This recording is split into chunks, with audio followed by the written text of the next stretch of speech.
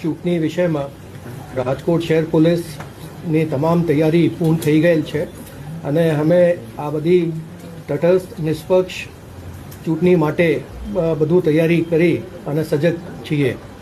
આ ચૂંટણીના ભાગરૂપે છેલ્લા 1.5 મહિનાથી જે પોલીસની કવાયત હતી એ કવાયતના અનુસાર લગભગ 10,000 ઉપરાંત લોકોના ઉપર અટકાયતી પગલાં, જેના અંદર પાસા અને તડીપારનો પણ સમાવેશ છે.